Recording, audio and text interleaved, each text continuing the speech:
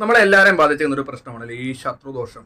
എല്ലാ നക്ഷത്രക്കാരും എനിക്ക് തോന്നുന്നു 27 നക്ഷത്രക്കാരും ഏത് ശത്രു സംഹാര മന്ത്ര അർച്ചന ഉണ്ടെങ്കിലും അവിടെ കൂടുതലായിരിക്കും. കൂടുതൽ നമ്മൾ ഈ നവാഹം സപ്താഹയജ്ഞത്തിനൊക്കെ ആയിരിക്കും കൂടുതൽ ശത്രുദോഷത്തിനുള്ള പരിഹാര ക്രിയകൾ ചെയ്യുന്നത്. അപ്പോൾ ഈ ശത്രുദോഷങ്ങൾ നമുക്ക് ഏത് രീതിയിൽ മാറ്റിയെടുക്കാം? നമ്മുടെ നെഗറ്റീവ് ചിന്തകൾ അത് പോസിറ്റീവായിട്ട് എങ്ങനെ എടുക്കാം? നമുക്ക് ഈ ഒരു കാര്യം നമ്മൾ ശത്രുദോഷത്തിന് വേണ്ടി ചെയ്യുകയാണെങ്കിൽ നമ്മൾ ഒരു ക്ഷേത്രത്തിലും പോയി വഴിപാടുകൾ കൂടുതലായിട്ട് ചെയ്യേണ്ട, ശത്രുദോഷത്തിന് നല്ല രീതിയിൽ തന്നെ ഒരു പരിഹാരം കിട്ടുന്നതിന്. അപ്പോൾ അതെന്താണെന്ന് നമുക്ക് നോക്കാം. ആദ്യം തന്നെ നമ്മൾ ക്ഷേത്രങ്ങളിൽ ദർശനം നടത്തുന്നവരായിരിക്കും എല്ലാ ഭക്തജനങ്ങളും അല്ലേ. നമ്മൾ ഏത് ക്ഷേത്രത്തിൽ പോയി ദർശനം നടത്തിയാലും നമ്മൾ എന്ത് ചെയ്യുക? ആദ്യമേ നമ്മൾ ശ്രീകോവിലിൽ കയറുക, അല്ലെങ്കിൽ പ്രധാന പ്രതിഷ്ഠയെ തൊഴുത് എന്നിട്ടാണ് നമ്മൾ ബാക്കി ഉപദേവതയെ തൊഴുന്നത്. അപ്പോൾ ശത്രുദോഷം മാറാൻ വേണ്ടി നമ്മൾ ശ്രീകോവിലിൻ്റെ അകത്ത് കയറി.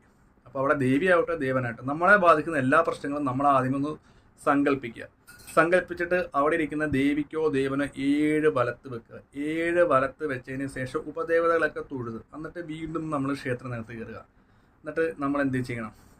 ഒരു രക്തഹാരമാല എന്ന് ഉദ്ദേശിക്കുന്ന ഒരു ചുമന്ന ചെത്തിമാലയോ ചുമന്ന കളറിലെ പുഷ്പങ്ങളോ അഥവാ ചുമന്ന കളറിലെ പുഷ്പങ്ങളിട്ട് മുല്ലപ്പ് വെച്ച് നമ്മുടെ മൈൻഡിലുണ്ടാകുന്ന നെഗറ്റീവ് ചിന്തകൾ മാറ്റി പോസിറ്റീവ് എനർജി കിട്ടാൻ വേണ്ടി ആ ഒരു മുല്ലപ്പ് മാല കൊണ്ട് 7 തവണ വലത്ത് വെച്ച് പ്രാർത്ഥിക്കുകയാണെങ്കിൽ നമുക്ക് ശത്രുദോഷങ്ങളോ മറ്റുള്ള പ്രശ്നങ്ങളോ നെഗറ്റീവ് ചിന്തകളോ ബാധിക്കത്തില്ല. ഒപ്പം തന്നെ ഈ ശത്രുദോഷം എന്ന് ഉദ്ദേശിക്കുന്നത് ഇപ്പോൾ രണ്ടുപേരെയും നമ്മൾ തമ്മിൽ പിണങ്ങുമ്പം അവരുടെ മനസ്സിലുള്ള നമ്മളെക്കുറിച്ചുള്ള വെറുപ്പുകളൊക്കെ മാറി ആ വ്യക്തികൾ വീണ്ടും സ്നേഹമായിട്ട് വരാൻ വേണ്ടിയാണ് നമ്മൾ എന്താ പറയുക ദോഷങ്ങൾ മാറാൻ വേണ്ടത്. അപ്പം നമ്മുടെ മനസ്സിൽ സന്തോഷമായിട്ടിരിക്കും ഈ ഒരു കാര്യം ചെയ്യുമ്പോൾ. അപ്പോൾ നമ്മൾ ക്ഷേത്രത്തിൽ ചെന്ന് നമ്മുടെ കാര്യങ്ങൾ ആദ്യമെല്ലാം ഒന്ന് ആ ബിംബത്തിൽ നോക്കി ഒന്ന് സങ്കല്പിക്കുക. ഉപദേവതകളൊക്കെ തൊഴുത് വീണ്ടും ശ്രീകോവിലിനകത്ത് കയറുക. അപ്പം നമ്മുടെ കയ്യിൽ രക്തഹാരമാലയോ മുല്ലപ്പ് മാല, രക്തഹാരമാല എന്ന് ഉദ്ദേശിക്കുന്ന ചുമന്ന പൂക്കൾ കൊണ്ടുള്ള മാലയാണ്. ഇനി മുല്ലപ്പ് കൊണ്ട് നമ്മൾ വലത്ത് വെച്ച് നമ്മുടെ ദോഷങ്ങളും കാര്യങ്ങളൊക്കെ പ്രാർത്ഥിച്ച് ആ തിരുസന്നിധിയിൽ വെക്കുക. അപ്പം തന്നെ നമുക്കൊരു പോസിറ്റീവായിട്ടുള്ളൊരു മൈൻഡോടുകൂടി നമുക്ക് ഇറങ്ങി വെക്കാൻ പറ്റും.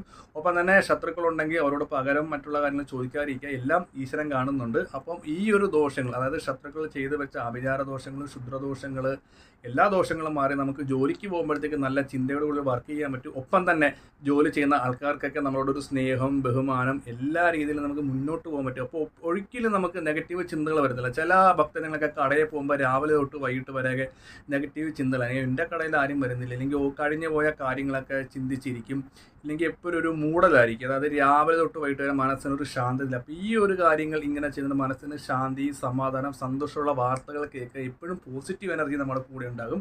അപ്പോൾ ഇങ്ങനെ ക്ഷേത്രത്തിൽ പോകുമ്പോൾ ഈ ഒരു കാര്യം ശ്രദ്ധിക്കുക. ഈ ഒരു കാര്യം ചെയ്യുന്ന പോലെ ചെയ്യുമ്പോൾ നമുക്ക് പോസിറ്റീവ് എനർജിക്ക് വേണ്ടിയാണ് ഈ ഒരു കാര്യം ഞാൻ പറഞ്ഞു തന്നത്.